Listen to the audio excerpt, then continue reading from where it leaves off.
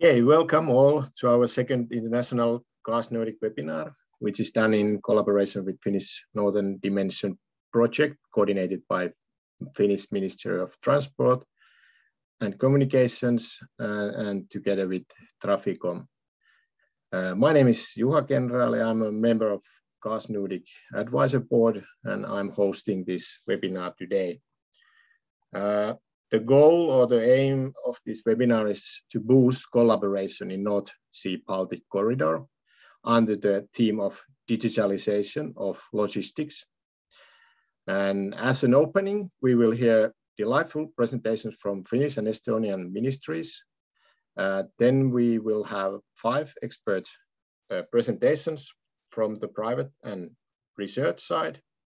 And after presentation, we will start interesting panel discussion where experts can share their knowledge and ideas about EFTI and digitalization of logistics and maybe digitalization in general.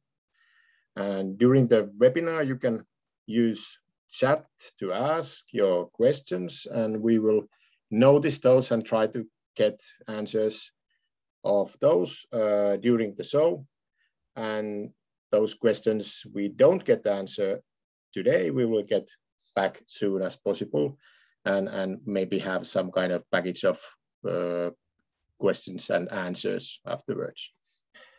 And then event will end up with a small remote workshop where everybody has an opportunity to share their thoughts and interest concerning the agenda of today. And so with these words, I will wish you a fruitful webinar, which will be started with ministerial remarks from Finland and Estonia. Please, ministers from Finland and Estonia. Ladies and gentlemen, dear friends, herzabrat. As we all know, the COVID-19 pandemic has had a great impact on cross-border passenger and goods transport during the past year. However, we also know how extremely important it has been to maintain the link between Finland and Estonia during the pandemic.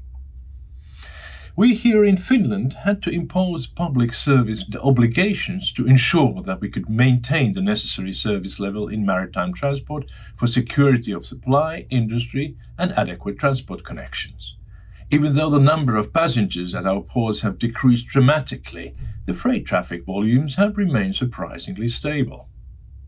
The COVID-19 pandemic has highlighted the essential role of well-functioning logistics, as we've seen people turn to using digital services instead of making personal visits.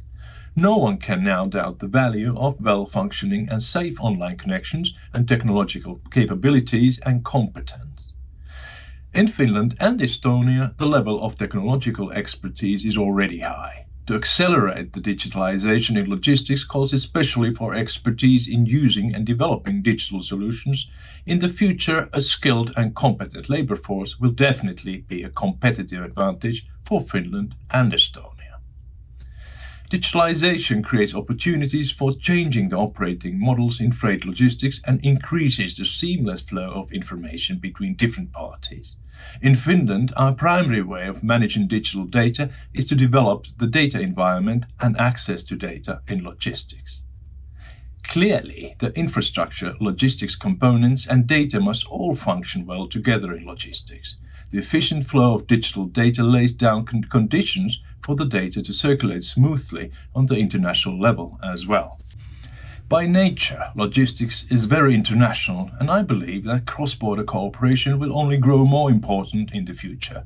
One of our success factors is our close cooperations with nearby areas, especially Estonia, and my good colleague Ministerial. This cooperation in promoting digitalization in logistics has already provided excellent results and opportunities. At the practical level, our cooperation has been valuable, particularly in promoting the digital exchange of information between different operators in the transport chain. The cooperation in the transport digitalization sector between the Finnish and Estonian public sectors and businesses, and in particular the simultaneous development in introducing an electronic consignment note, have allowed us to network and exchange information concerning ports and transport corridors, for example. Finland and Estonia have excellent opportunities to be leaders in developing logistics data and the related digital infrastructure. We are committed to continuing to work together on this with our neighboring countries also in the future. With these words, I say aitäh and wish you a successful conference.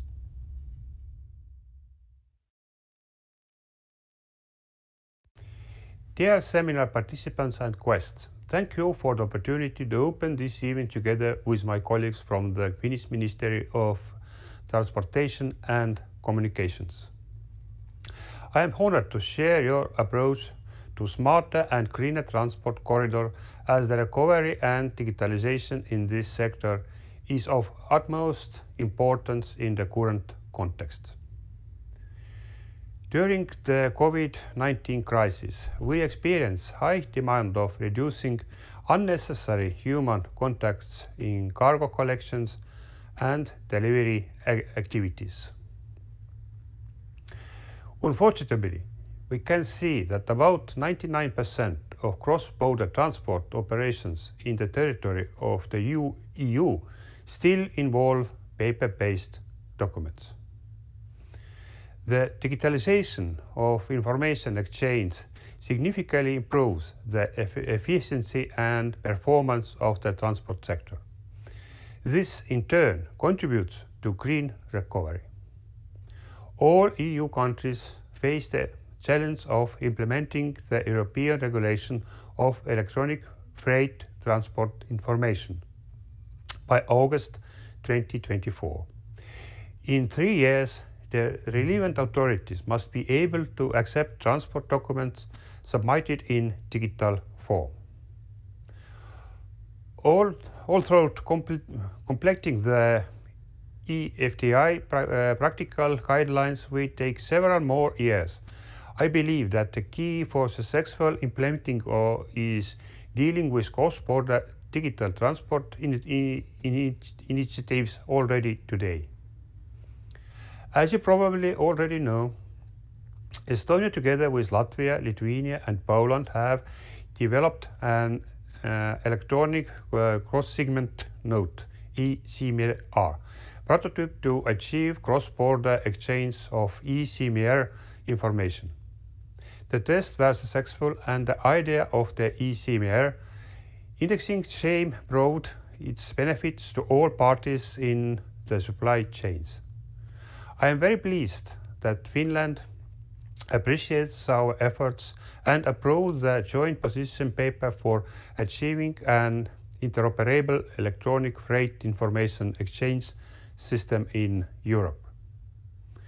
For me, it's clear that Estonia and Finnish priorities for the development of the digital transport corridor are similar, just as the Estonian and Finnish e-government system have a lot in common. I hope today's seminar will bring to the table more practical cooperation ideas in this field. It will become a significant step towards an EU digital single market, solve the existing problem related to the lack of digitalization within the freight transport sector, and contributes to the goals of the real-time concept. Thank you for your attention, and I wish you a most successful seminar.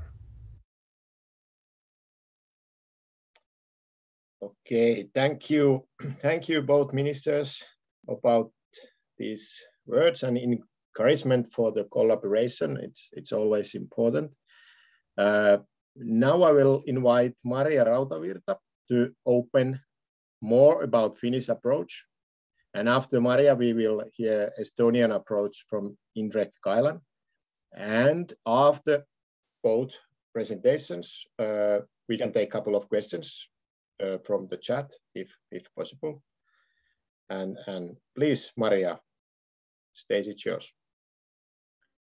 Thank you, Juha, and good afternoon for all of you online as well. So we heard our ministers' greetings to the seminar audience, and then I'm now telling a little more in depth on what we are doing at the moment in logistics data sharing in Finland. Okay, well, this is a familiar index maybe for all of you. It shows that the Logistics Performance Index ranks countries around the globe. And although I don't see Finland here, it's on the bottom of the 10th place. I would say that it's a merit to be on the 10th place, but it's also a merit that we have to achieve again every year and be able to transform our digital capabilities as the time proceeds. So having some kind of a rank in an index doesn't mean that you will be obviously doing the right things, but you have to reinvent your agenda.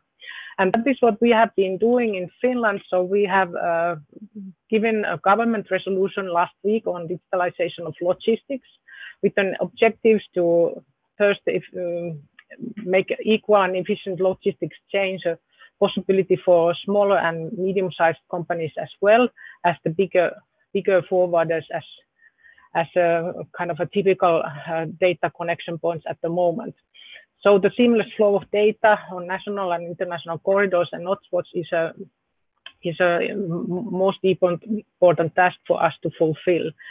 And also we wish that the digitalization could be used more efficiently in carbon emission mitigation work, as well as bringing in financial benefits for the companies through optimization and increased efficiency. So this is basically what we aim, and the key areas of measures. The data is, of course, the number one. We need to get the functioning data sharing ecosystem in place. So in logistics, that means that it's EU-wide and it's also globally adjustable, so it meets the requirements of the global nature of business. In supporting this function, we are also re-regulating some of our legislation, as I think most of the EU countries will have to do now that we have the EFTI regulation in place. So at the same moment, we look at if there are some other issues in the legislative field that could more enable smooth and seamless exchange of data. And for data, of course, the networks and the logistics change require better management. So we need also to make sure that we have static and dynamic data on what is actually happening in our network. And that is kind of a separate function, but of course, the same data sharing ecosystem will support this sharing of this data as well as it serves the exchange of data in the logistic chain. Cybersecurity we have raised as a key measure of its own, because we see that the mainstreaming the security by design thinking is critical now that we are enlarging the group of people and businesses that have access to data. So bringing this kind of knowledge also to more easily available, but also strengthening our key infrastructure from harmful operations. And the cooperation, we have wanted to put that as a key measure of its own. It involves all kinds of pilots, but also groups established to support this joint work, where we are together with the stakeholders building a constant map on where are we going, the shared vision, which we believe is of most important when we are building kind of parallel systems that are trying to be directed to the same end solution. So this is what the government has now been committed to support. And then I have a little more in detail how we are proceeding with the EFTI regulation implementation work in Finland. And I'm sharing this to welcome you also to join an exchange of ideas with our experts in all areas. So providing scalable solutions for EU-wide, I think it's very not only pragmatic, but it's also a necessity in order to make sure that we have similar kinds of thinking behind the solutions. So we have a strategic steering group at the Ministry led by our data department head. And then we have the project on regulation, so national program to address that. So it's a separate group, but the steering group is also being reported on how we are fulfilling the regulative side of the project. And then we, of course, need the reform of the technical systems and the stakeholder cooperation that is done through the project group of Traficom. And then we have stakeholder networks both at the Ministry but also in Traficom work level. And then we have a wider, we call that the mobility data ecosystem. I think the European word now would be data space, and that is collected around FinTraffic, which is our traffic management and steering company. And of course, we are participating actively in the EU work and DTLF and try to be advanced in implementing the results, but also want to avoid situations where we go too fast. So in this sense, it maybe is that it's not wiser to be the early bird, but be the cat. So seeing that we are not doing work that will not carry further. And in this sense, we are also cautious on making commitments to some systems that maybe are not functional in EFTI terms. And of course, we want to build interoperability and technology neutral because we don't know the systems and the innovations of future. So also we see that there is no one key technology that can tackle all the issues, although there are good options on delivering the requirements. On the steering group, maybe there is some details that would be maybe implemented also in the Estonian side. So exchanging information between the steering group level or exchanging ideas on which stakeholders or which administrative sectors are involved in the work, and maybe that is one area of cooperation as well. And then we are preparing at the EFTI steering group also the notification to the Commission. We are happy to share information on that as well, but basically we have mapped the authorities, and then we have mapped the legislative acts that need to be amended, and that information will be provided to the Commission prior to the vacation period this summer. So it's at the moment under preparation.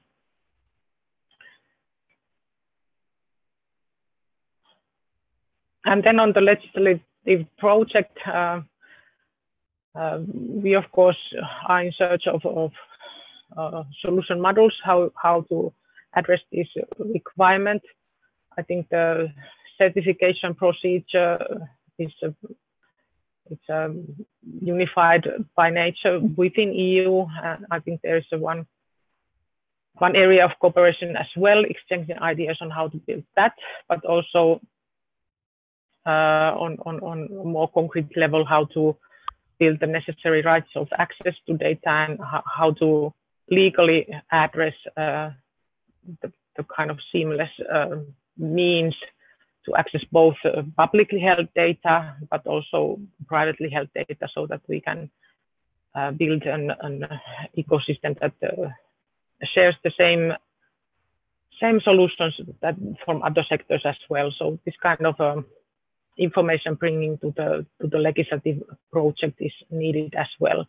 So in legislative project, we have found that we need to go a little deeper in the problem setting before finding the answer. So even we wouldn't want to be too technically oriented. I think it's to some necessity, it is a have to. And then on the national authority access point, so this is under preparation or discussion. So this is, of course, something each country is thinking about, but maybe also cooperation in this field is important so that we have similar access points or interoperable access points, but also might be shared access points. So the need for 27 is maybe a little too much if we compare with, for instance, in Eucaris, where we have one basic system that is delivering the key interoperability functions for the whole of Europe. So I think there are different models that we should be open to examine. And of course, the responsibilities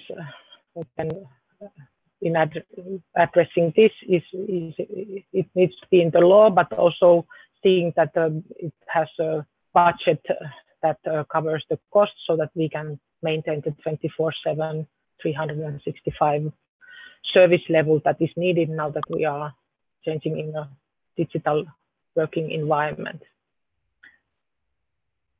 So that was basically on what I had in mind, thinking of what to share from the insights in Finland.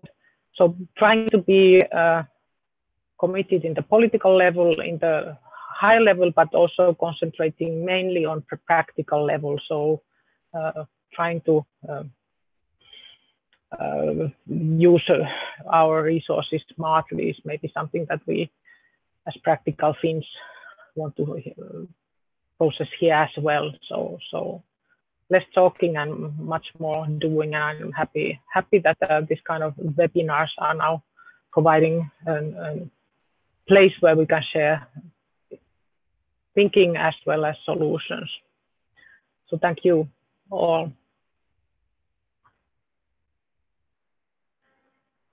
And then it's a question on the timeline for the legal requirements. We are preparing the draft during this year, but of course we will have remaining open issues until the implementation requirements from EU arrive. But we try to be finished next year. It's also a matter of parliamentary elections. We would like to end this legislative process during the current government, but we will see if we will make it in 22. But that is. Okay, thank you, Maria. Then right away we continue with Indrek. Please, Indrek, have your presentation. Hello, everybody. Thank you for inviting me in this event. My name is Indrek Kailan. I'm working in the Ministry of Economic Affairs and Communications in Estonia and leading the Transport Development and Investments Department. So I fully agree with Maria's presentation and the topics that were covered there. The challenges in our side are basically the same. The national access point, the legislation, and so on.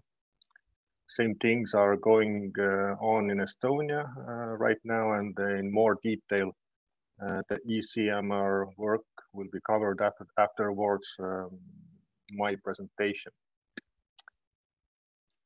So what's going on in Estonia? In Estonia, our goals are basically the same and common that in every other country right now: greener, smarter, seamless, digitalized transport. But what we can do for that, and what are the solutions to develop further, and what are we working on here in Estonia right now? This is my presentation about. So Estonia is moving more and more towards implementing self-driving vehicles in everyday life. In March 2017, we made it legal to test self-driving vehicles in our all national and local roads. In summer 2020, in Tallinn, we had already 2 last-mile self-driving buses, and they were commuting in a real traffic as part of city's public transport system. One of the level 4 autonomous buses were developed actually by Estonian own company Overtech. So, and in last year we had a great project called Fabulous between different countries like Estonia, Finland, Greece, Sweden, and so on. So this helped us to test these buses in different parts in Europe. So you can see on a video that a person is making a public transport on-demand order from a station. Of course, it can be done by pre-order from mobile too. It's pretty cool stuff there, what is developed. These kind of tests are very useful for companies and universities, and of course for our end clients, the passengers. So this kind of tests help us to bring this technology on the street, and it's actually going to be viral in near Tallinn, Peetri, and it's going to be, I think, the first exciting launch in a couple of years in transport sector. So I'm hoping to see it in very soon. So to attain the objectives of level 5 autonomous driving, we also need to improve perception of the vehicles with roadside smart infrastructure. For example, in Estonia, you could use a smart pedestrian crosswalk to peek around corners and detect road users well in advance. So poor decisions made by road users attributed to lack of information about the traffic environment can be considered the primary cause of accidents in traffic, so, and in pedestrian crosswalks. Therefore, we are using smart integrated pedestrian crossings, which monitor approaching pedestrians and alert drivers to their presence. When, let's say, inventing these kind of technologies, we must take into account also the looks, how the signs, the new innovative signs look like, because if different let's say different companies make different design crosswalk let's say innovative solutions, and in different cities are different kind of signs taken into use, then the looks must be somehow the same. So we have I think crack to not to crack here with the legislative side also, which comes with this innovation. E-ticketing. Public transport is considered to be a critical service, and which must remain operational in the crisis also. The coronavirus less contacts is better solution, contactless payments. The paying a fare directly at the validator with a bank card is still, it's a surprise, but it's a novel service worldwide. It's really surprising that it is still. There are only a few cities in our region where such service is provided. For example, Estonian capital Tallinn, the second biggest city Tartu, and Malmo, with the surrounding area Skane region in Sweden. The solution is provided by Estonian company Ridango, and I think it's kind of great innovation, and it works well in Estonia. So what next? Estonia is also developing a layer for all mobility services. this can really combine public and private transport, and standardized ride request platform called MaaS-XT. It's of course mobility as a service. It's developed by Modern Mobility. This kind of solution would enable new service groups where people could plan trips using several different modes of transport with a single touch and purchase all necessary tickets in one go. I think it's very, very cool stuff that they are working on, and let's say to use all the public transport parts and taxis and let's say bicycles and so on, you know, one single gateway. It's if it works out well, then it's a revolution. And last but not least, we are also trying to figure out how to move cargo through borders paperless. The idea is that if companies are connected to a digital database and share information about the shipment with the state authorities, then it would allow cross-border movement smoothly without any stop. I hope this discussion and information exchange between our side and your side boosts this topic very quickly to a clear result. So thank you. And I still must ask myself a question that if 40 years ago I saw this kind of TV show, then maybe we're still not doing enough and quickly enough. So let's do this. Thank you. Okay, thank you, Indrek. Very good presentation, and of course, this is one of my favorite Hollywood star, of course, as maybe you too. Thank you very much, both Indrek and Maria. And we have now heard how Ministries are seeing these topics, and it is time to fulfill this with industry perspectives. And I remind you that there's some questions in chat as well. I will not repeat them, and you can read those discussion there. And there had just noticed that at least Maria just answered one question there, so or one or two questions there. So please follow that line as well. We will hear first Harri Pyykkö from VTT, and then Heidi Mering from Estonia, and also Tomi Dahlberg from DP Core will continue after Heidi's presentation, and then Håkan Fagerström from Tallinn Group will nicely connect countries together with his presentation from Baltic Sea.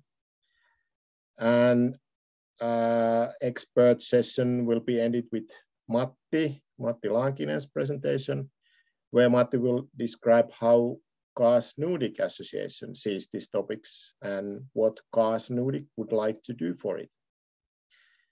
And as we had with ministry presentations, at least it started, let's have some questions from the chat after all expert presentation as well.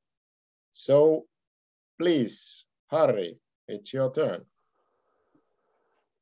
Okay, thank you very much, Juha, and the previous speakers. So greetings from VTT. So we are a technical research center of Finland. We are owned by the Finnish government. So we are kind of in the middle of the universities, public and private sectors, doing projects for EU and Finnish government, and also for the public sector. So that's our background. So I'm gonna tell you about the interesting project. Actually, you are the first ones to hear about this project. It was just launched few weeks ago. So this is very fresh information. So we are calling it IBA 2 project, and of course it has an official name as well, but I think IBA 2 will be easier one. So as the topic of the seminar is about smart transport corridors, so I will first slightly introduce you to the theme.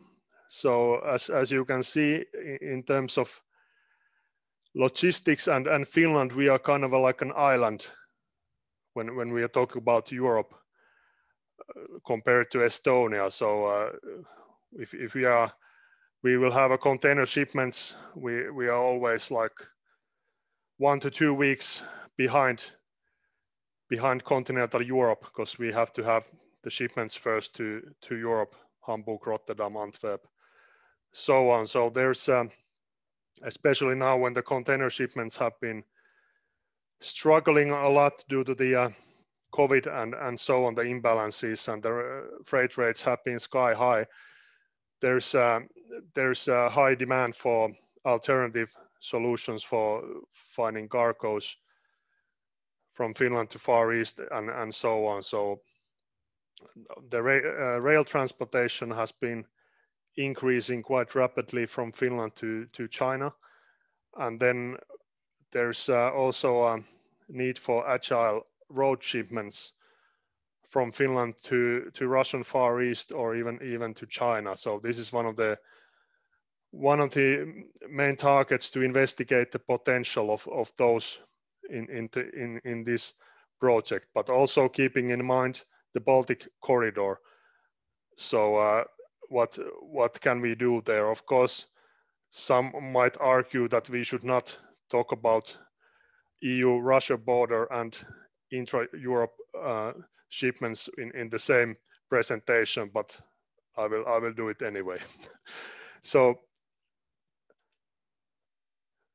this is the project in a nutshell. So it has just recently started, and the project team consists of VTT. We have various researchers working on this, both on the commercial side and the technical side. Then we have Vediafi and doing the piloting, and then we have a GoSwift doing the all kinds of intelligent queuing systems and so on. They are represented in Finland, also Estonia and Russia.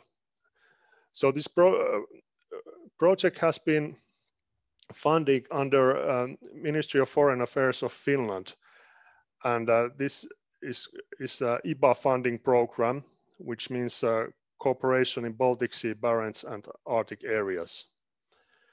And this is very increasingly important aspect for the ministries. And the project commissioners is Finnish Transport and Communications Agency Traficom, and which are under Ministry of Transport and Communications, as we saw from Maria's presentations.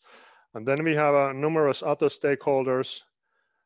Of course, we need customs to be involved. There's not much sense to develop anything smart border crossings if you don't have a customs involved. Then we have a CaaS Nordic, which is has organized this interesting event.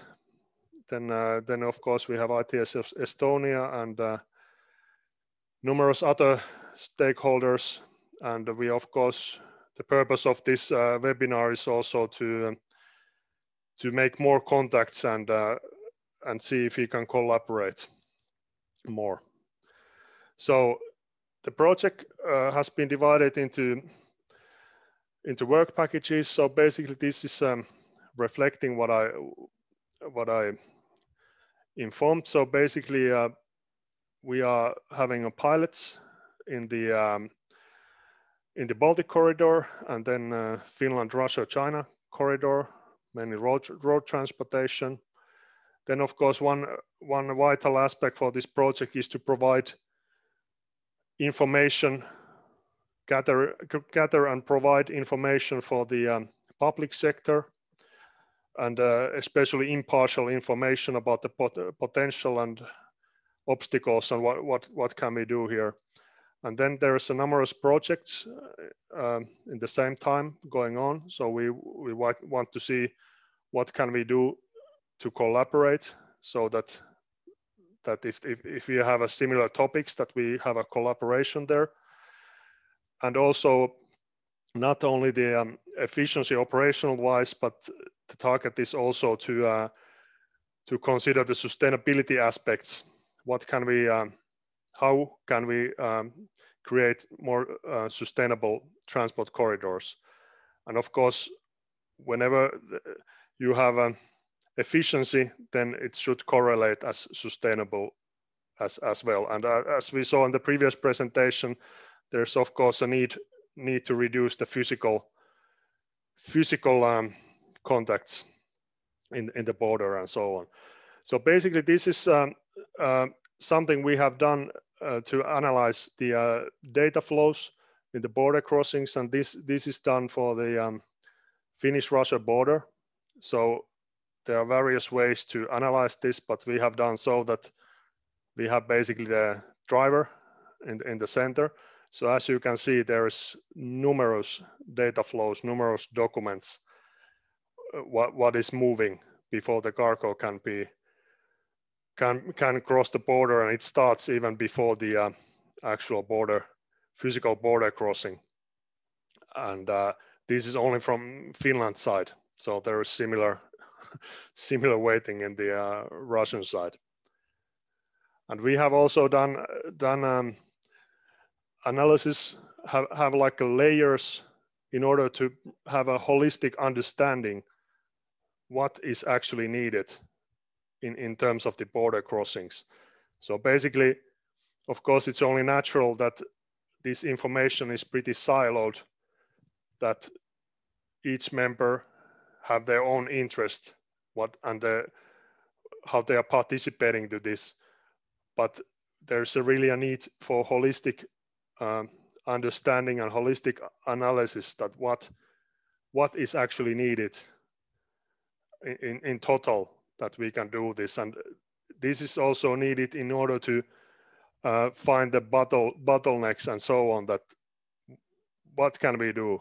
And it doesn't make much sense if you have a 95% digital and then you have the 5% manual. So that's not also in the line with this EFTI regulations. So this type of work we are continuing. Of course, we are also analyzing the Finland Estonia border crossing.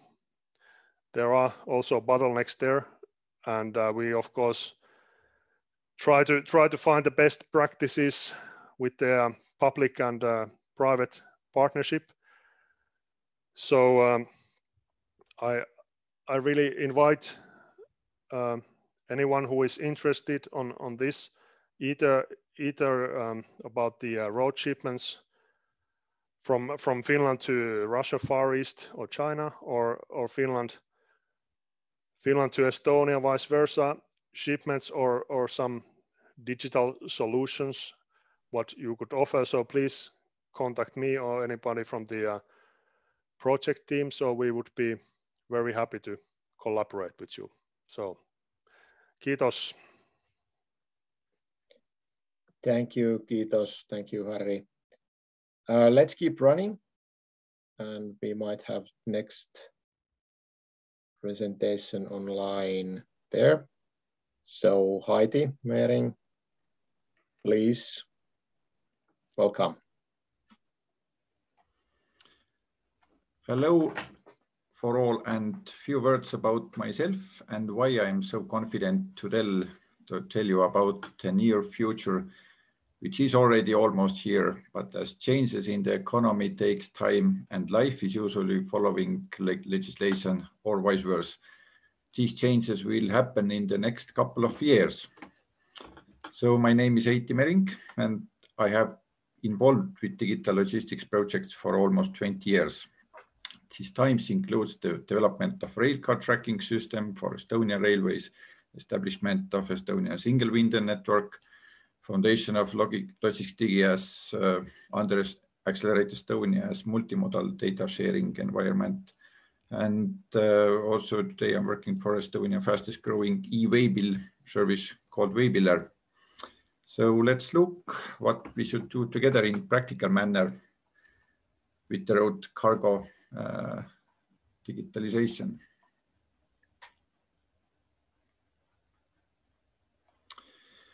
We are talking about the corridor as a service, but what does it really mean? Freight transport by road will change a lot in the coming years, and this will be caused by technological pressure on the entire transport sector. I am not talking here about self-driving cars or smart traffic management systems. I am talking about the data that comes with the goods, with the truck, and with the truck driver. The data-driven economy is already around us in industry, trade, agriculture sectors, but freight transport has remained where it has been basically for the last 5,000 years. Goods and information move together, delivery and receipt are confirmed on paper, and also control is performed on paper. The speed of the movement of goods is dictated by the document control. Today, this seems absurd, but it is the case for 99% of all road freight transport in the whole Europe. Cargo owners and receivers extremely want real-time information, whether the delivery is on schedule or whether there are obstacles along the way that require changes in the process.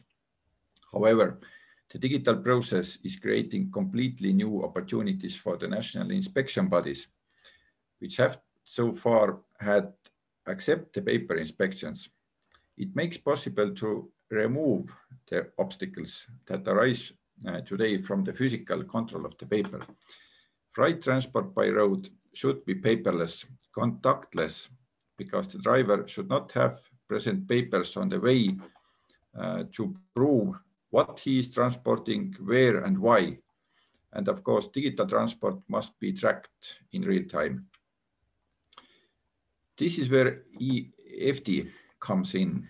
It helps to define a common way to use the data so that all supply chain partners can be sure that the freight information is properly managed and securely available to all parties. However, there are two types of information involved in the transport of goods.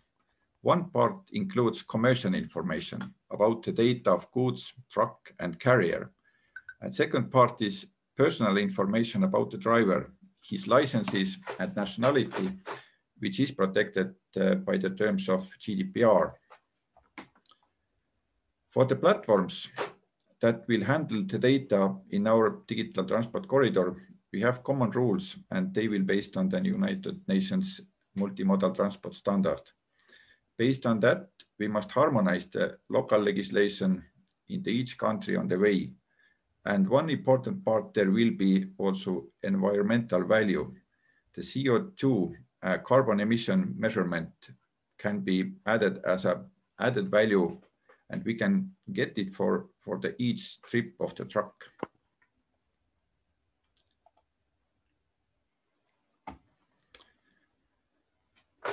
There are so many combinations and questions about the transport process. We need a national access point to each country because the structure of technological capacity of national IT and public register are so different.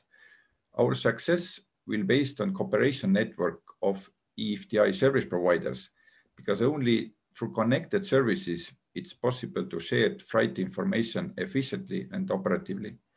Each service will add value to the whole corridor. By example, e-waybill data combined with the GPS tracking, temperature, humidity, or other sensor data. The best option is to divide the roles between the parties so that they will act as single business infrastructure. The private sector should be the initiator here, and the public sector will be equal partner in the new digital logistics reality. So the national access point must support both side interests. there isn't actually really so much data to link.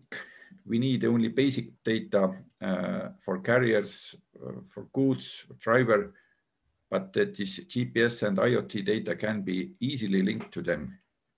We don't need to share business secrets like agreements, conditions, or prices, but it will be an option for the future.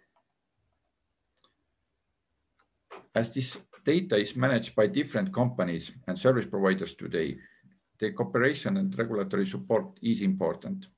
One option is to use national access point as a neutral partner between public and private sector, but in this case, it's necessary to reach an agreement or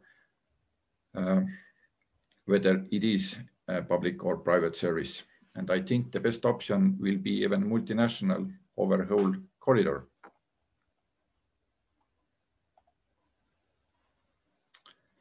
Now, without rules, we will not be able to create a common corridor for data that reflect the performance of freight transport, because each party thinks differently and develops its own information systems.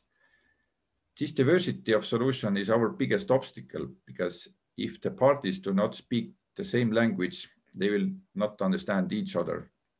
That is the why we need the common legislation, standards, and sometimes even unpopular decisions. From the point of view of data processing, we have three types of data services: Eway bill or ECMR service providers, connecting platforms like Logistigi or DB Core in Finland that might be act as a national access points. And third group is public registers. This will be the way of success to connect them wisely following one record principles.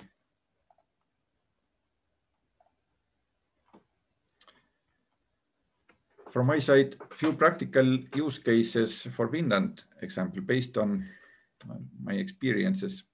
In Finland, the e-way bill has so far had a slightly different meaning, except maybe for international transport. And for the truck driver, the way bill is rather a receipt printed out from the system to be shown to the police if necessary. Instead of printing, the data could be handled properly by common interface for drivers and controlling agencies. My recommendation is to start with local transport, because their share of all freight transport in Finland is quite large. Easier options for this, for example, bulk transport, forest, fuels, or other full loads of goods. This is an easier way to start. And by our experiences, it shows that we have been able to use e-way bills even with those truck drivers who have been afraid of all kinds of smart devices so far. On the other hand, the focus should be also freight transport between Estonia and Finland. And for this purpose, we should be able to create single information line together with ferry lines and utilizing maybe also X-Road to connect it with public registers.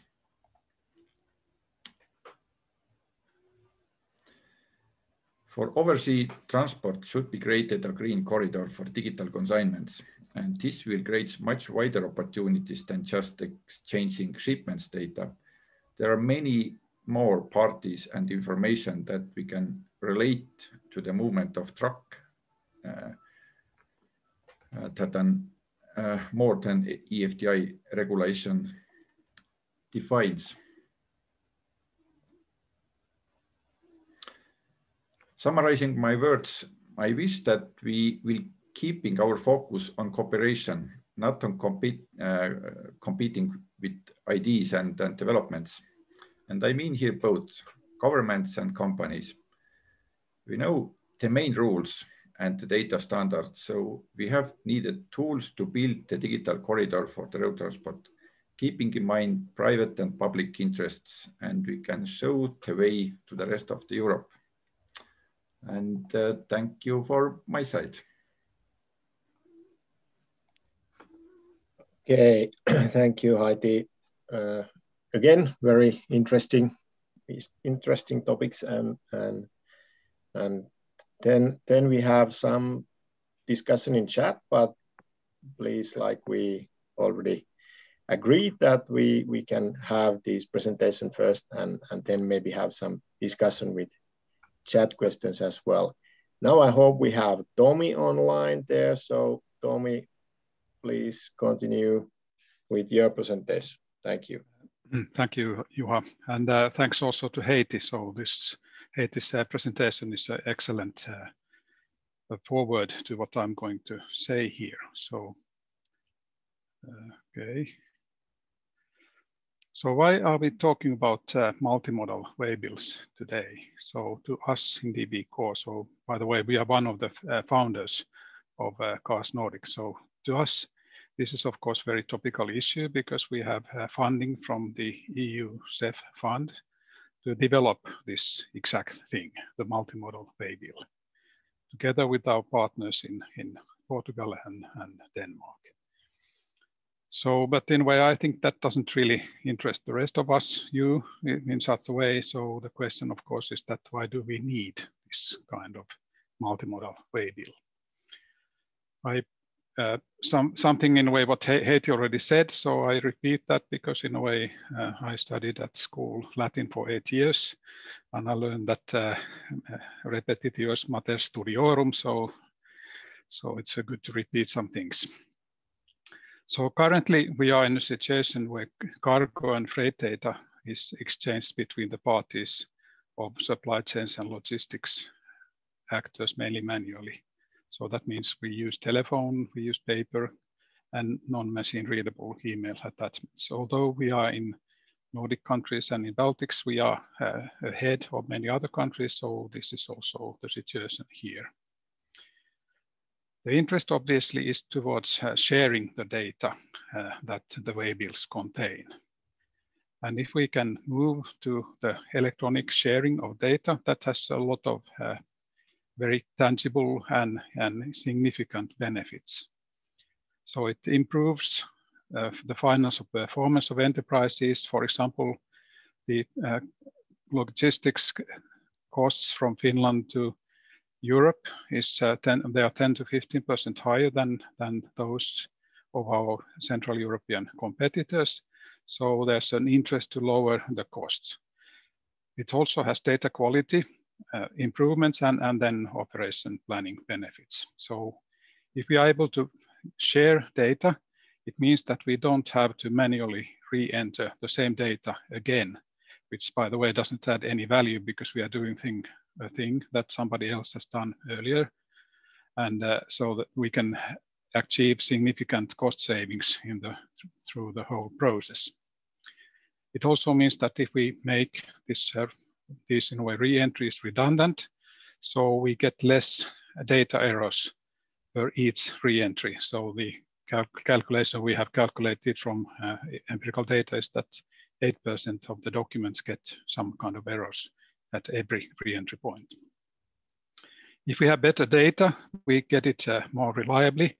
So then it means that we are able to plan better the operations in logistics, both in the booking part of the process and also in the actual cargo presentation. So I think that this is in a way what we most know. So there's basically nothing new in that. So in this presentation, I will address these two main questions in the remaining of the slides. So what is the role of multimodal waybills in solving this eternal challenge? Because we have tried to solve this for quite many decades already. And secondly, what is the role of trust in sharing waybill data? So we have in our countries, so we have 4 main models of cargo as we know. This everybody knows this. What we of course don't in a way always recognize is that although all these models have their own documents at the moment, and when we talk about waybills, so these are the names shown here. So and of course these 2 in French, so they also have English names, but then I wanted to use the actual French names here. So how these are related is such a way that when we take cargo by sea, air or rail, So almost always there's also road cargo trafficking included. If nothing else, so then the famous so-called famous last mile. And despite of these differences in names and some other practices, of course, the practices are very much model specific. But if we look at the names of the data elements in these documents, so they are 95% same. And so that is in a way the basis for using this. So the similarity of Waybill data elements establishes the basis for the development of multimodal Waybill, which means that we can, in a way, if we have this, we can, in a way, move from one model to the next model. In the data modeling, the data elements are called core components, and the basic work has been done by UN CFACT. Sorry, there's a typo, it should be CFACT, so there's an E missing. But they also, then they have progressed to other conventions like Unified Business Language and PEPPOL. PEPPOL especially is supported by European Union. The current downloadable UN CFACT core component library from 2021 is called version 21, and it has, in a way, it's freely available, and it's also the basic not only for UN CFACT based documents, but also for UBL and PEPPOL. So the origin is the same. So within UN CFACT, the components are organized into 123 XML documents, and this same kind of approach, listing core components and then organizing them into documents, is also used in UBL PEPPOL.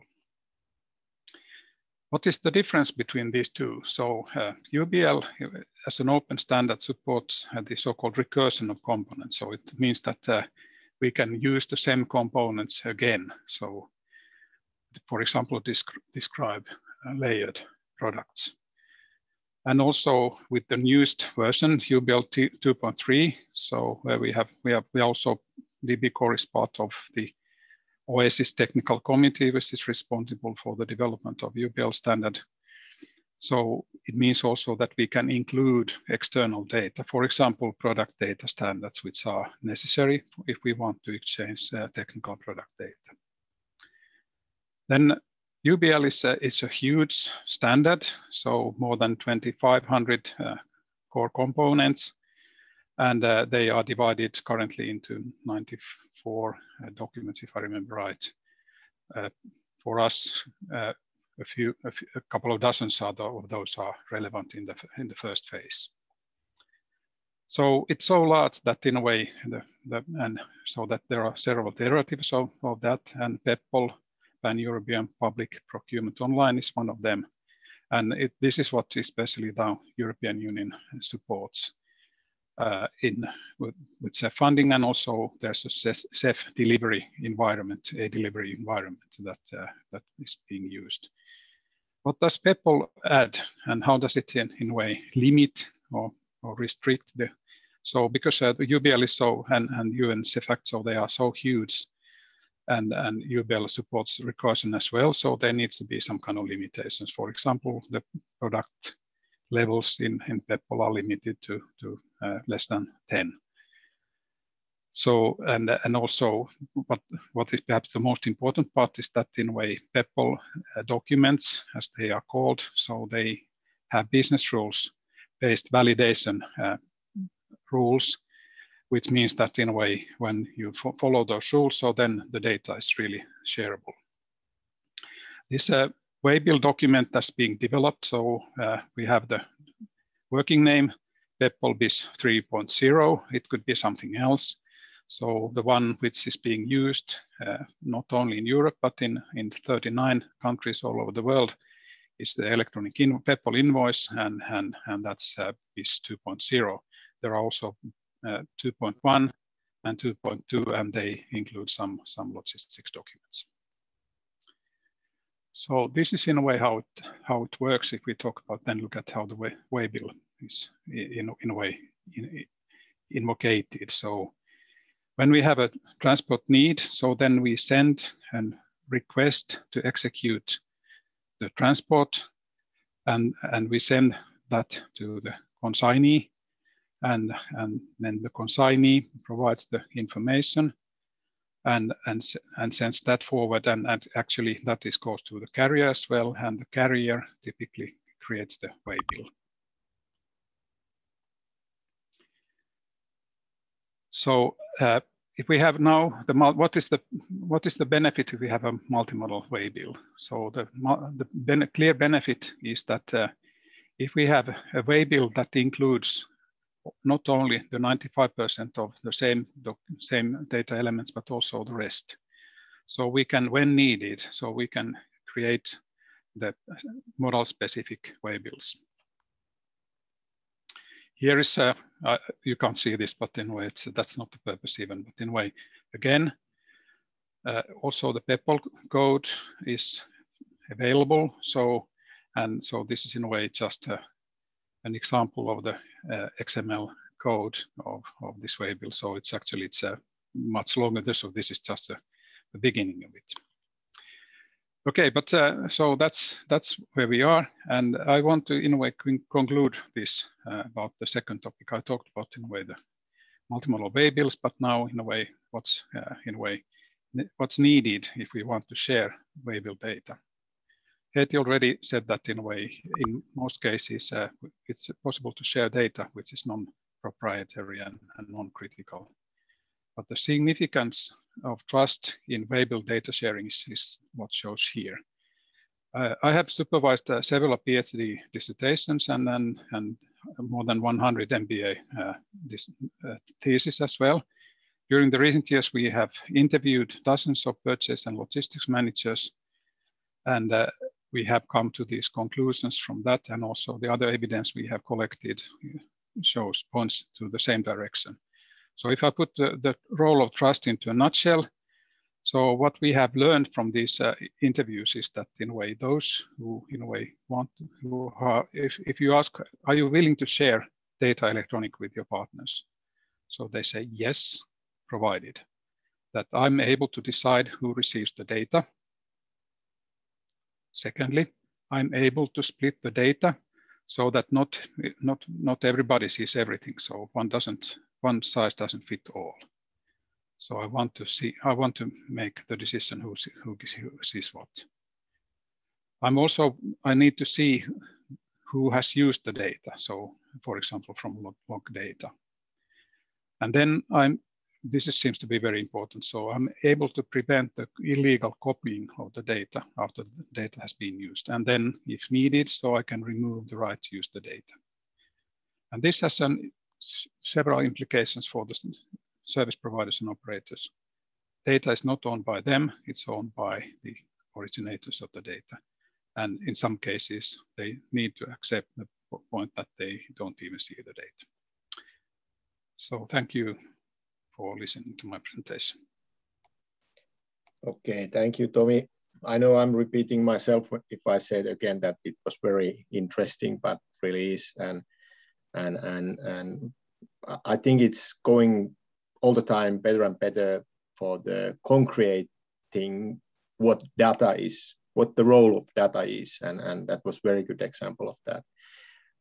But we have time to discuss after this presentation, so just keep going, and now it's Håkan's turn. So please, Håkan, your turn. Thank you.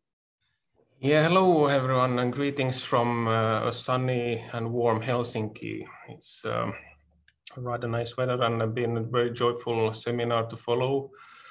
Especially Tommy's words, the last words of the data sharing. I'm myself been in contact with our clients about data sharing, and you nailed all the most important things what they actually have mentioned. And also I'm working on a doctoral study about globalization and drivers of globalization. So I have done some interviews also, and digitalization is one part of a strong driver of globalization. So very, very nice to see and hear that we have the same stakes and same interests in this.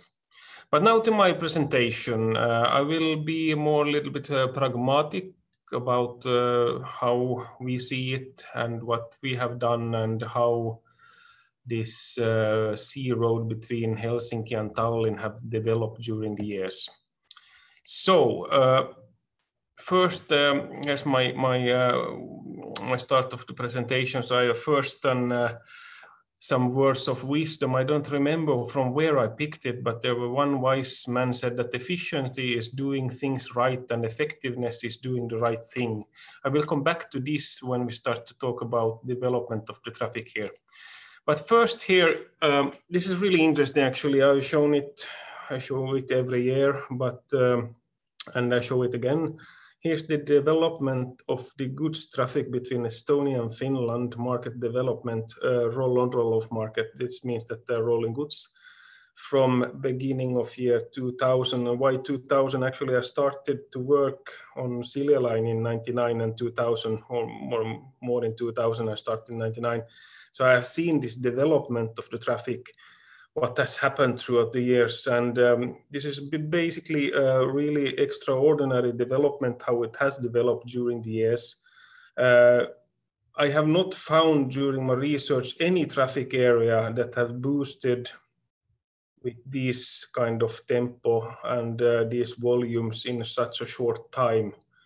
Basically observing that there's a lot of alternatives for the traffic. So here's a kind of a choice that the goods owners have made to use this route that we have here. You see a drop in 2009. That was the downturn in the global downturn in economy, but there was a leap downwards. It was a huge leap upwards after that. So it recovered, the whole traffic recovered in less than 1 year, basically. So from that, it has grown exponentially. And even though despite this COVID and Corona times, even last year we spotted the growth on this traffic area. So there must be some really strong drivers.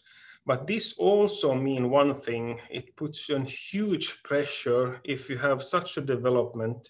It puts a huge pressure on the working routines, how you do the things. Do you do the things the right way? And also a huge pressure on the infrastructure to cope with the growth of the traffic. So let's go a little bit forward and see what has been done and doing the right thing. So what has happened actually, you saw that from 2007, there was a growth, significant growth, and then come the drop in 2009, and then it started to develop further. So it was a really rapid recovery from the downturn in the economy. So what happens in 2007, it was building up the capacity. During my own research, one of the strongest driver for modal change and also for globalization is availability. And I have formed a sentence that availability is the greatest ability. And that's also true, of course. During 2007, Tallink put it in the Star vessel and also Superstar. And shortly after that came Viking Express, also 1 year after that. So it was a huge boost of all year around vessels doing it as fast as the catamarans that we had in the beginning of 2000s. So that was actually happening, that you get reliable traffic and enough of departures. So that started to build up the volumes and the interest for the line. In the beginning, it was more or less 90–80% was Latvian and Estonian traffic, and then it started to go further, and we did a huge amount of footwork in 2009 to 2011, enlarging the market. The Poland and Central European East countries, mostly Poland at that stage. And in the same time, the Via Baltica road project also developed with the European Union money and CEF funding. So that was also the infrastructure coped with the enlargement of the market.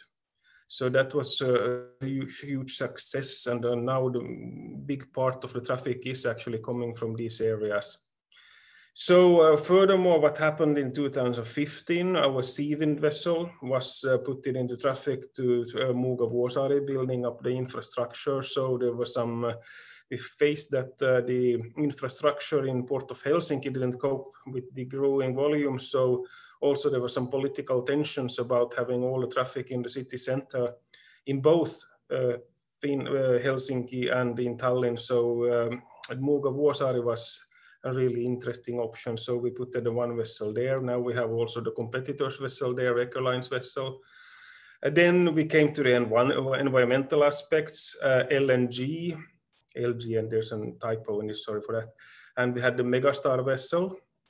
And then furthermore, in 2018, we enlarged the market, and Turkey and different kind of intermodal solutions. We have a lot of traffic actually coming from Near East, Turkey and this Black Sea area, coming to Trieste with vessels and then intermodally up to Czech Republic or to Slovakia, Bratislava, and furthermore up to Warsaw and with trucks further to Finland. So also we have direct trucks daily, a few of these coming directly from Turkey with 2 drivers. So it's a very fast way to do the traffic instead of having a container coming from the from Istanbul area to Finland via, well, most of it's Amsterdam or Hamburg and so forth. Then we have future plans. What will happen? Rail Baltica will be, is it 2025 or 26? I don't know, let's see. But then we are enlarging the market further because Rail Baltica will explode. Actually, it will the market will, well, not explode, but it will grow significantly because there will be the ability to direct link to Far East and Asia. And we have it already in place coming. We have also to Finland a direct train, Nurmen Logistics, but then we have the biggest volumes from Far East coming to Finland.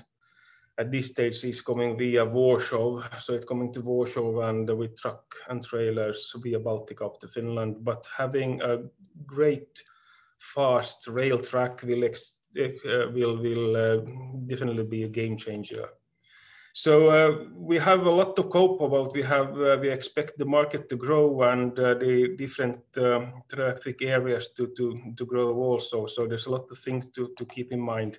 Here is a short overview how it looks like today, where our key market areas. So of course this near area, Estonia and Latvia, but Poland is really big, as also the Czech Republic and Slovakia, and also the Mediterranean area are growing rapidly. Over 60% of the traffic today between Helsinki and Tallinn is coming via Baltica. So it's now the major part of the traffic is coming from this area, not from this dark green area anymore. So that's an interesting development also. Well, coming forward, doing the thing right, efficiency. What we have done at Tallink, we renewed our booking system in 2007 to cope with integrations to different other systems. We had then EDI bookings and so forth. But then we started to build up our extranet booking system, self-booking system, and we had a huge rebuild of the project. And then also we had a rollout and managed to cope new clients and well, not be locked by the time differences anymore as the market area was broadening. Then we had in 2007 the launch of Tallinn Smartport. Then we did a new renewal of our extranet and building API integration for booking systems, because this was requested by our clients. Now we have almost all our major clients connecting via API to our booking system. So we are directly connected to their booking systems, and there's no people interacting anymore in this. So it's very efficient. Then have a launch of self-check-in last year, just before the Corona times. Now it's have only 1 to 2% of units via self-check-in, but this mainly means that the driver comes to the harbor, there's a kiosk, he puts, it's very similar to this airliners systems. You just, he just enter the booking number and check, and confirm that this is what he has as a cargo, and then he is allowed to enter the traffic, and he will get the ticket for the lunch and for the cabin on board the vessel in a dispenser.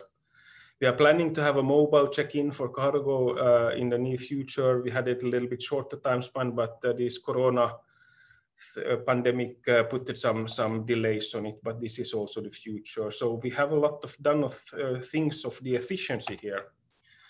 Here's a short overview of the smart port. There's a fully automated system here. It's weighted, it's camera and so forth. So and it's managed, all the gates here are managed by a computer and sensors. There are no people anymore interacting here. Also, we have on the passenger side, fully automatic check-in line, and then we have the self-check-in, which is not fully automatic, but which we are using here on the cargo side also. But are we doing the things right? A check-in in cargo process today is very old-fashioned. We do it the same way as it was done in early 2000. Even though the traffic was 1/5 of my fractional part of the traffic, we are doing exactly the same way.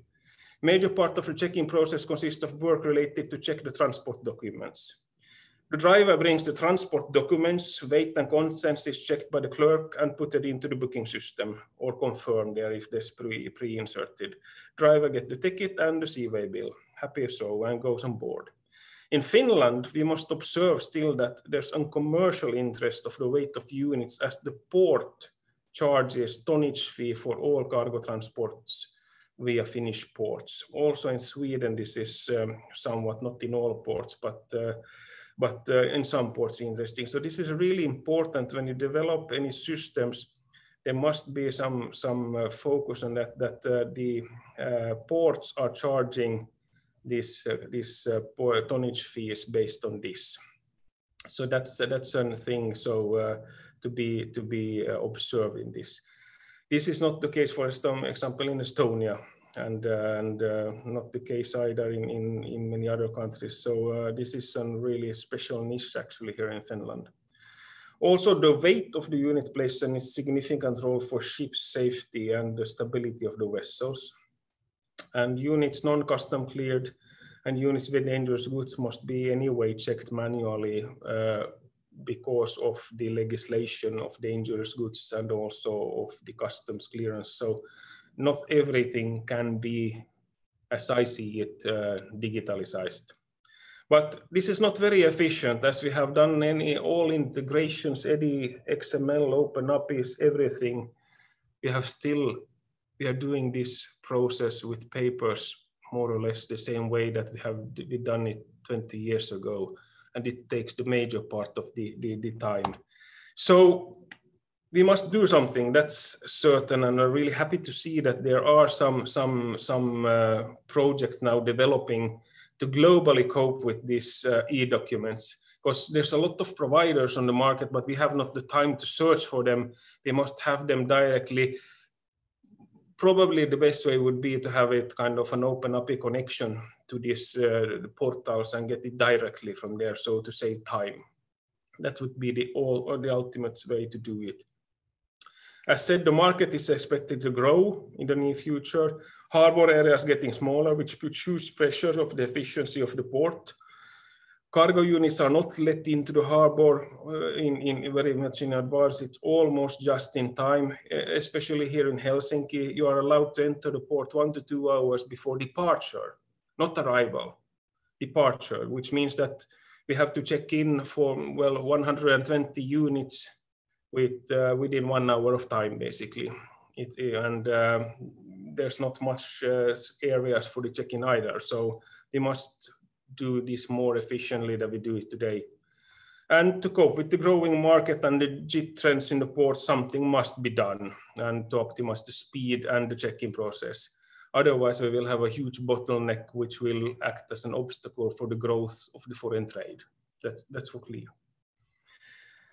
Well, thank you for attention. I went a few minutes over time, but if you have any questions, I'm more than happy to answer them after all the presentations. Thank you. Thank you, Håkan. What an interesting and what a huge statistics you had there. So just quickly calculated in percentage that in 20 years, it's four times increase. It means what it means in 300% or something. And even it's not started from zero. So So I think it's very significant and remarkable statistics. Okay, now we have Matti, and then after Matti, at least one question is ongoing in chat, so we can have short chat after Matti's presentation. Matti is the last expert in our expert session, so please, Matti, stage is yours, like it says. Yep, thank you, Juha, and it's been very interesting to listen to all these presentations. I'm now basically taking the angle of the association CaaS Nordic, but I'm also the CEO of the Vediafi company that has created this corridor as a service concept. So it's very important for us also as a company. So today, I will tell a few words about what the association has in mind. What's the motivation for our work in general, and particularly looking ahead of the coming years, and what we want to reach in this e-corridor area. So we have actually two big things ongoing. One of them is called EFTI. That's the European EU project. We have a project called 5-star e-corridors. I will say a few words about that, but then also this EFTI thing, the electronic freight transport information, and how that can be utilized to catalyze growth. So our initiative as an association, well, we think that in order to do ecosystem development, you need to have involvement of the different parties. And as we are focusing on these cross-border corridors, we need to have at minimum regional coverage for doing it, because corridors obviously cover all of Europe, and as we could see from some of the earlier presentations, also outside Europe. So it involves a lot of collaboration, both on public and private side. So we need to have an independent party to drive such development. CaaS Nordic is such non-profit association. We are based in Finland. We have a very close collaboration with Estonia, but as the name says, we seek the Nordic scope. So Nordic meaning obviously Nordic countries, Baltic countries, and also North Europe as such. So in that sense, this is a good webinar because we're covering this kind of audience here. We obviously work on those multimodal logistics, or on international logistics and digitalization this. Again, this is what we do here. We differ from most of the associations that are around by the fact that we are not so much doing the traditional work of defending somebody's interest. We are rather looking at hands-on piloting things, doing those trials where we make things work and doing it together. So that's how we work. In this we have this area, we have initiated this ERIC project. It stands for European Digital Innovation Hub, and this is done together with another important ecosystem, the North-Sea ecosystem, which is run by DIMEC. Together we have applied for EU funding for this 5-star e-corridors project. It stands for Federation Interoperability Verification of Electronic Data Sharing in Multimodal Sea, Truck, Air, Rail Logistics. Multimodal, obviously. And it's one of those candidates that have been chosen in Finland to be an EU nominated ERIC. This decision is coming end of this year, whether EU is approving us for that. Obviously, we work towards that. If that comes through, we will have 3 to 7 years of time to offer our services as an ERIC. And might say here that we are the only one that is focusing on logistics. Looking at the network of ERIC candidates in Europe, I would say we are the one that is most clearly focusing on logistics and particularly the logistics on the corridors. This is the kind of services that the association is preparing for this EDIC work. So if you look at those yellow dotted boxes, starting from above, testing before investing, that's one of the key areas. So let's say if EFTI comes, how well are the different stakeholders prepared to make use of it? In order to be prepared, you need to have a way of integrating your ERP systems, your services, the common access points, and so on, with those national access points. So there's a lot of requirement for testing. So test beds are required. Obviously, there's a need for skills and training as digitalization comes to logistics. There's a lot of new processes, a lot of new tools to be managed.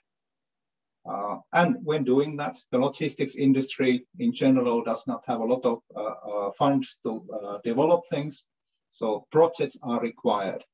And with those projects, it's possible to do the integration and the development of the capabilities.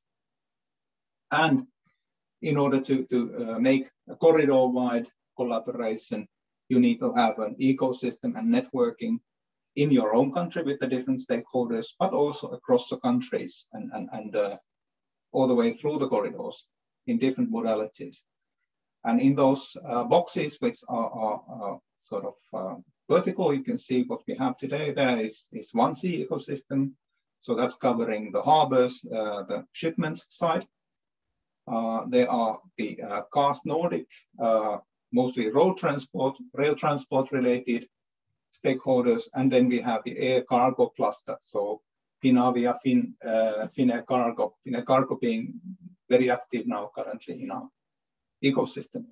And then SMEs. So we need to involve those small companies because they are the majority of the companies and they need to be taken into account in this change. So this is the package of services we are now developing and proposing for you. So number of projects will follow after that. And the other important thing, we have been today talking about EFTI and what it can do to us in a number of ways as a catalyzer. And in this particular time, we are now focusing on what we can do on North-Sea Baltic corridor, one of those European TEN-T corridors. And being a TEN-T corridor, it means that it's possible to seek funding from the Connecting Europe facility, CEF. This is funding which is basically built for governments or authorities. So it's a funding that comes through transport ministries who are present today in this discussion. So we are raising this issue. We know that there is going to be this kind of funding for EFTI available on second half of the year. So it's the right time to start preparing this kind of funding. It's also possible to combine into this funding private actors, like we have done in another similar project, Federated. Federated is a project for data sharing, and we have about 6 different countries participating there with 25 million euro budget for 5 years. So that's the kind of projects that are possible to make in the digital data sharing area in EU within the scope of CEF. So we believe it's time also now to take the step with EFTI to seek for similar collaboration in Europe and to go and make it work. So we call it something like a large-scale cross-border pilot. And the idea would be that it would boost usage of EFTI. I think that from Ministry of Estonian Ministry, we heard that there is already some statements published where Estonian Ministry, and I believe also Finnish and some other ministries in this very corridor are now boosting faster implementation of EFTI. So it's the right time that we also are looking for ways to make that happen on industry level together with the different stakeholders. So what does it mean in practice? So what we propose as an association, as an independent association, we think that it's time to start defining the scope, how the EFTI could be utilized in an effective way for the multimodal logistics and how it could enhance our business. We heard from Tallink earlier that there are ways that things could be digitalized. Well, those are good examples. We should take those kind of things into account, but there are many other things. There are other projects which have been working and doing good work for e-deliveries. We know that Rail Baltic is going ahead. So many things are being done under CEF anyway. We should join the forces and make EFTI really kind of a forerunner in this corridor comparing with rest of Europe. And to do that, we would need to do those stakeholder interviews. We need to talk to those different parties in different countries who are involved. And then we should look for the ways to make this happen between the different parties. So testing those interfaces. We heard DB Core, present IDS and Haiti as well. So there are existing access points, national or common access points that already are there or will be there. So we would need to see ways to test those. We should seek the EU level project cooperation so that we make sure that whatever we do is going to have the impact on the industry as well, not just on certain parts of the corridor. And then as this kind of preparation project, we would like to see that there would be some reviews between the public and private parties, how we are proceeding. And as a result of this kind of preparing project, we would have a webinar a bit similar like today, coming up with the results. So, and proposals, how to go forward in talking or walking our talk in making EFTI happen. So this is what we would like to propose. And I would like to conclude here, and we'll be happy to discuss this as we go to next phases. And again, we would also open our doors for those that are interested to join the association. You can see our contact detail here. Thank you. Thank you, Matti. It seems that really something is happening, so it looks very, very good. One thing, sorry, I forgot to mention, today we also published a white paper, which is covering this in much more detail. Maybe we can share the link of that in the chat, and you will find it from the CaaS Nordic webpage. Okay, very good. Now we have had our industrial presentations, so thank you for that. And now we should have just a little time for the discussion which was ongoing in chat area. And there's just at least one question. I realized that it's linked to measurement things. So there was a question regarding emissions, that is there any reporting system or solutions included in your processes? So what if we have some little short answers from our speakers, I would be happy if there is something want to comment. Thank you. Tommy, we'll start. Yeah, we don't have that kind of system, but we are able to transmit the data. So in these logistics documents, so there are data elements that can be used for this purpose. But in a way, we would need this kind of, in a way, service at the company and public sector end. Okay, very good. So the question was very important. What about Matti? Yeah, well, yes, we do actually have a system that we have been developing, and it's published, and you can find it from Vediafi webpage. we would be happy to tell more about that. Okay, thank you very much, and maybe discussion continue, and we could have a chat answers for other. I think we should run forward because I'm not sure, but we are might be in timetable just right, or then not. But anyhow, I would like to ask our panelists coming to stage, and we will start our panel. There will be 3 other additional experts: Rudi Hemeles, leading FT and data sharing specialist in Benelux and EU DG Move, and Lauri Lusti, experienced road transport expert from Estonia. And then we have also Janne Huhtamäki, which is involved data and information area in Traficom. And other panelists are our speakers.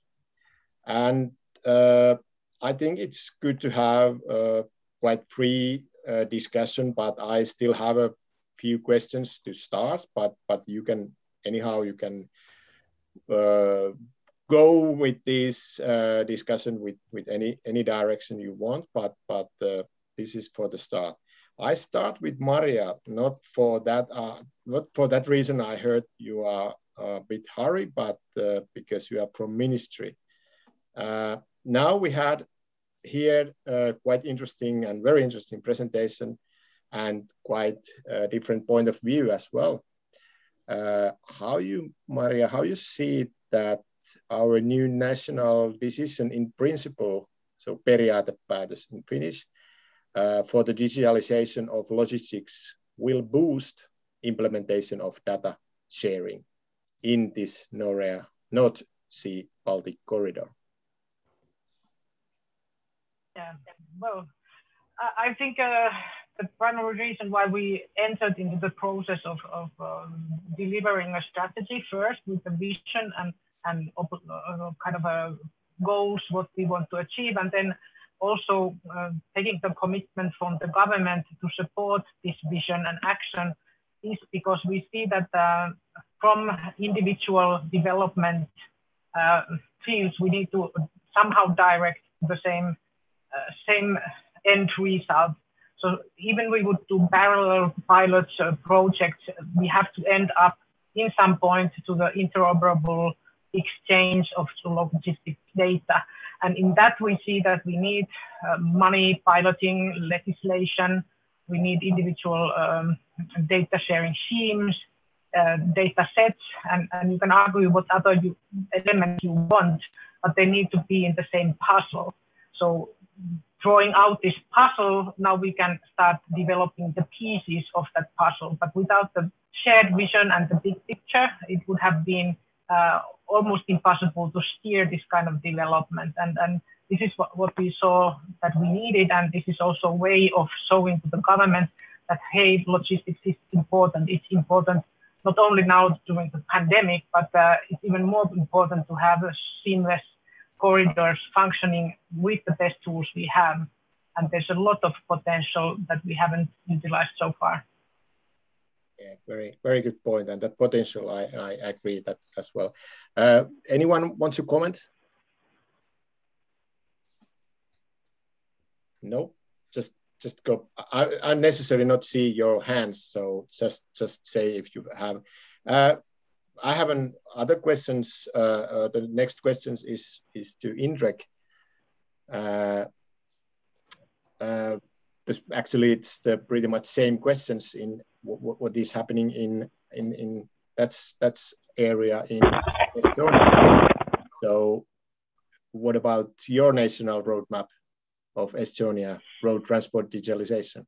How are you going to boost the implementation of, for example, EZMR and EFTI in same corridor? Thank you, Juha. As Heiti already said, that the testing and the principle of ECMR national index registers proved to be sustainable during the prototype testing. We have, let's say, took another step and launched a process of planning the national ECMR infrastructure solution. We don't actually know yet who is the responsible body for the national access point. Should it be government? Should it be, let's say, private company? Or should it be something like PPP, public-private partnership kind of deal? And we hope to find it out at the end of the study, and it should be at the end of this year or beginning of the next year. The results should come to us. And also, in the end of the year, we try to figure out the legislative problem, the multimodality issue in the legislation. It must concern different types of transport. Today, our legislation is set up to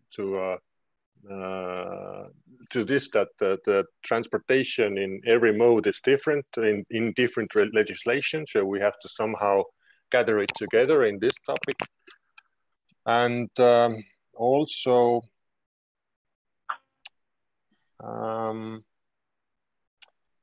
the e-logistics is a part of the real-time economy concept in Estonia. And although the EFTI implementation legislation will be not completed until 2023, we believe that there is already need to educate the carriers and prepare the market for a smooth transition to digital documents. Therefore, together with this fund, Recovery and Resilience Fund, we are planning to support planning support measures for carriers and ECMR service providers to facilitate the creation of an interoperable digital ecosystem for the road transport. So I hope it's enough. I hope it's quickly enough. I hope this result is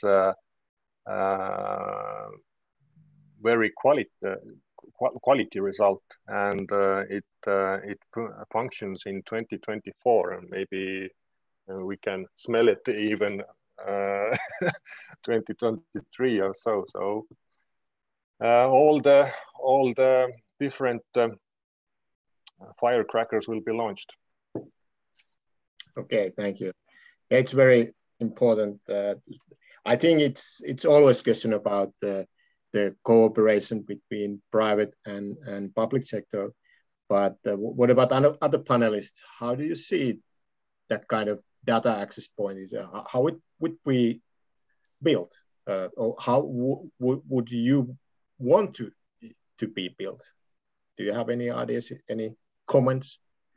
This is Tommy. So before answering that question, so I would say that Indrek, you talked about education. So this is one of the issues that we have in the EDI preparation work. We have considered that this is exactly what we would like to do as the logistics EDI. So what Matti talked so much about, for us, I think it's coming to your question, so it's open. So we have proposed, so suggested to the real-time economy program in Finland that we would be willing to donate what we have as a code to be used, so that in a way to promote this, because we see that in a way that would speed up the thing, and so that offer is still open and could be also extended in a way, because in Finland the real-time economy is within the, so it's run by the Finnish Registry Office and includes tax and state treasury. So, so the discussion is going on. So we have been a bit surprised that in a way that they have not said immediately yes, but of course they might have their own reasons, obviously. So we think that definitely it needs to be public-private partnerships. So, but in a way the forms are going to be, so they are open, but in a way, again, this is something we could consider because in a way, especially the Ministry of Communication and Traffic has been very good in a way having these kind of discussions with all the relevant parties. So I think that is a good place to continue from. Mm-hmm. Good answer and good comment. Anyone else want to for this topic? Comment as well, because this topic and the question, should it be public or private service, has been turning in our table a few years already, actually, much more before EFTI was coming on table. And we made also this questionnaire analysis when we are developing the logistics under this Accelerate Estonia project. And there was also like we were trying to understand, should it be completely private or completely public, or this public-private legally. And there are like pros is for private, because when it is mainly private information what we are sharing, and it means that the companies must be interested that their information will be kept safely, business secrets are safely, and as the owners of the data, they have ability to decide who is seeing the information. On the other hand, public sector is coming like completely new partner when we are talking about digital infrastructure. And what was the like against this public-private idea was completely that to make private services that will allow to the public like control and all those public rules that are like must have in the public services. That was the reason why we like kept this idea more like in private side. But like Indrek already mentioned, this has been question over a few years, and this has been changed, so we don't have the final answer. And probably Estonia will be the first in Europe who start at least analyzing the question. And let's see what the result by the end of year we can have. But my personal feeling is that definitely it doesn't matter, is it in private side or public side, it must be developed together. And it will be quite difficult to develop only in public side over the many countries. So each government will keep the development and all this inside the country. So when we start developing something over the whole corridor, there must be included many private companies anyway. And I think the best way is to share the competencies. We can keep the development side in one country, controlling side maybe, and some kind of inspection in another country. So we can share those roles over the corridor. Okay, thank you. Anyone else want to? I would like to say a few words, because before this, when I was called to this seminar, I took some teams with our top 20 clients, or yes, top 10 forms a really big major part of our traffic anyway. So, and I discussed also with our personnel, and well, the cargo operators, the logistics companies are, this that I asked was 100% of that opinion. It should be governmental steered, because they said that when it's private, then it's start to be suspicious from the supervising and the transparency of this, because they are not willing to share the data. As Tommy said, they want the data is really valuable, and you can try to gain the other one's goods. And also, I'm a little bit suspicious how the border guards that needs access to this would accept a system that would be funded and maintained privately and serve the global sector or the public sector. So, but this is these clients, but these are logistics companies basically more or less that is doing the business here between Tallinn and on Finland and Sweden and Estonia and Finland. So that was their answer. Of course, it should be more globally investigated and so forth. But what they said was this at this stage. Hey, thank you, Håkan. Now we are running a bit late, and I'd like to ask from everybody something. So let's continue. And I have a good question for Rudy. This is a bit it's a long question. It's a bit maybe complicated, but how do you really see from the perspective of multiple modes of transport and ECM and FT advisor of Luxembourg government perspective, EU-level actions to enable the adoption of the FT regulation with a target to boost the digitalization of logistics? A long question, but maybe a short answer. What we are doing in Luxembourg, one of the 3 Benelux countries being very, very multimodal. That means road transport is often in combination with, especially here, air cargo, with inland navigation. So road transport is important. We do 2 things with EFTI. The first thing is we are making our homework right now. So we are making an inventory of the current processes, and we are also explaining to all the administrations what is EFTI about. So that's an education, that's explaining to them. The second thing is that we are already since some years very active in the Benelux ECMR project. And within the Benelux ECMR project, we will continue that project until EFTI becomes applicable in August 2025. And we are now looking in a step-by-step migration path to go maybe a little bit earlier than the regulation, than the implementing acts, that we are going to experiment, to see what makes sense and what doesn't make sense. And this is not experimenting with IT companies, this is experimenting with IT service providers who are offering that services, but also experimenting with the administrations, with police, with customs, to see what these guys work.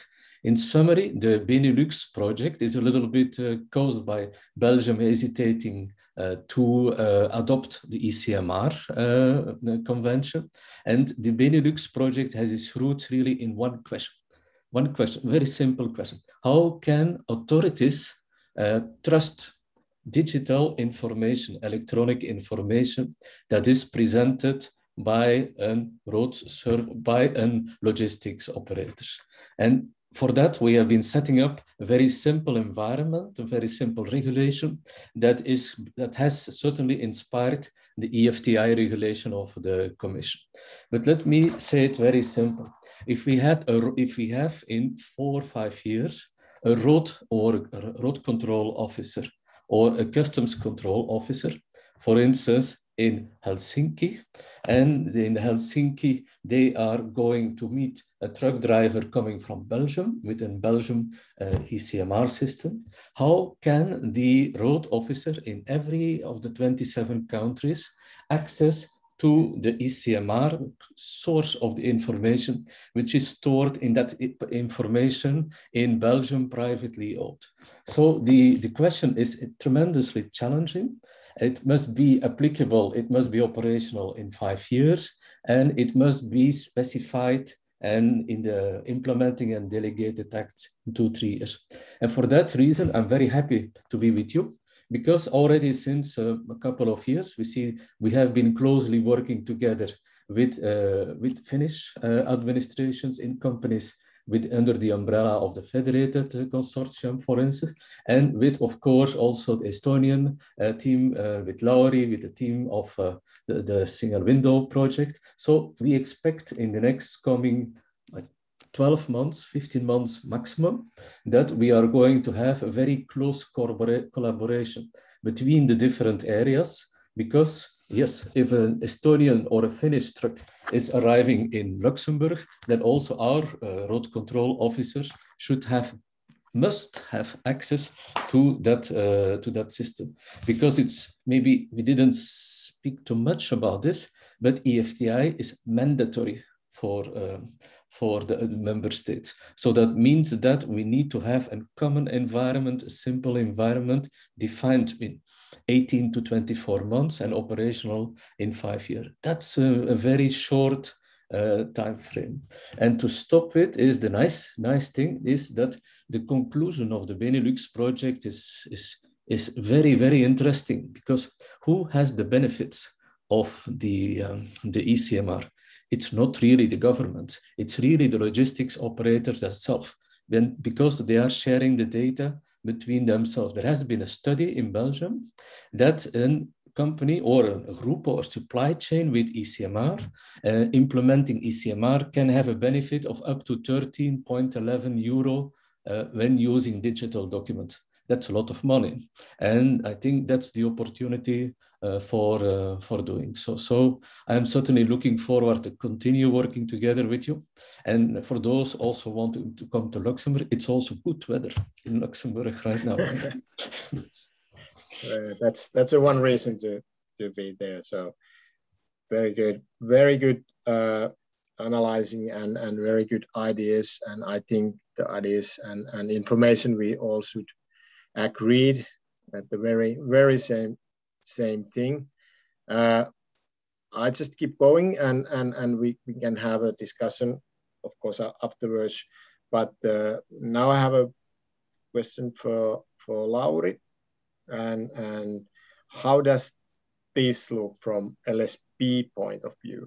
Are we ready, and what requirements and expectations they have? Yeah, but hello from my side also. I think so. Readiness is there already for many years. But the question is that the readiness mostly on the local service provider side, or let's say logistic service provider side, it's more or less on the big ones business. The small ones, they don't see the benefit yet, and they don't have the need yet. So the question is now, when we are looking how the trade is changing, and we see that during this pandemic, the internet trade has been growing in every country for 20% at least. When we are looking on these figures and all what is happening around the cargo volumes moving and how they are moving, the modes of the cargo volumes, today the discussion, many things have been said already. But today it reminded me this Platon's philosophical text about cave myth, how the people are looking on the shadow on the wall. We are understanding this digitalization as the shadow on the wall. Somebody is looking on the details on the shadow, but somebody is thinking, what is the thing, what is creating that shadow on the wall? And that is exactly the point in which we are. So to create the good architecture, which is needed for everybody, we need these three main components, I think so. One of that is knowledge or understanding of data. The second one are the skills or the understanding of the people, how the data can be treated and what we are getting out from that data and what is that data and what we can do with that later on. And there is, of course, the experience, what must be positive. So we are thinking always these different three components, you know. When we are putting them all together into the same bunch, the life is getting messy. But when we are considering that architecture, we will achieve the result in the final end. That answers also the Håkan's statement when he said that when he talked with his clients and the big ones said that it should be belonging to the to the governmental authorities. That is, it's dependent from the data. Some of the data, of course, which is for the border guards and etc. But some of the data, it's just for the private. And what is considering, there are some figures more which are driving me to create these new data solutions and the stuff like that. When we are looking on the streets of Europe, 30% of the vehicles, goods vehicles, are considered empty on the street.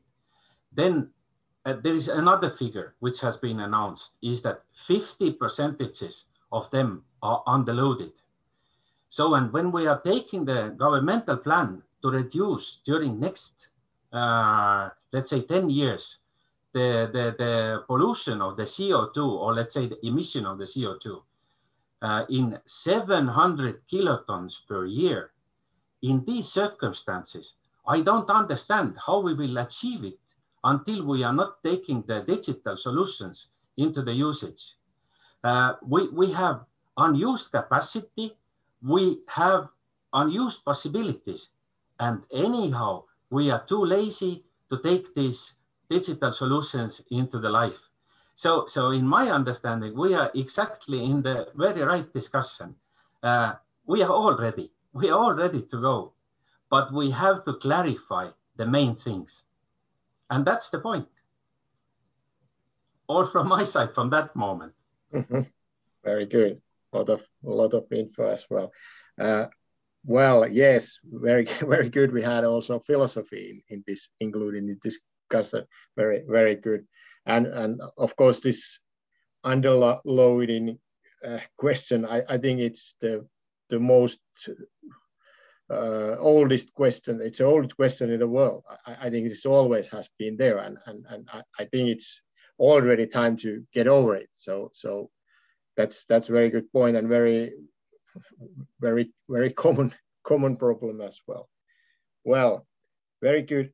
Do we have any comments to Lauri?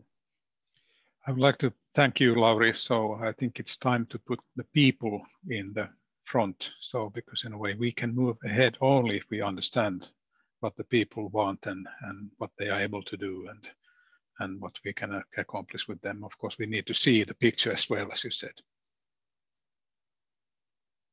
Very good. Okay, we still have a few guest questions here. Unfortunately, I have to leave another place just in a moment. But I asked just one questions, and we already planned that we share these questions. So Matti will continue after me, but I still want to ask Janne. Hi, Janne. Hi, Juha. How are you? I'm fine, thank you. We are old colleagues, some from authority side, so it's nice to see you like this as well. Janne, what about let me see, just a technical here. How you see that the NAAP, if you call that, or NAAP initiative will reflect for this, and could you shortly open how Finland will boost the EFTI implementation? Yes, that's very interesting.